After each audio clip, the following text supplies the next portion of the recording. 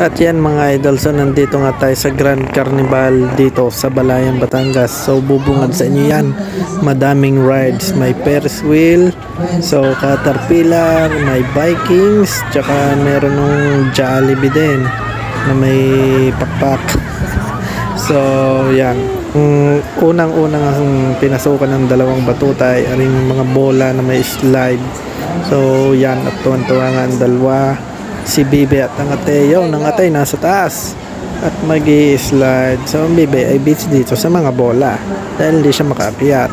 O diba, tuwan-tuwa sila mga bata. At yan, okay, so background music na lang mga idol. Enjoy.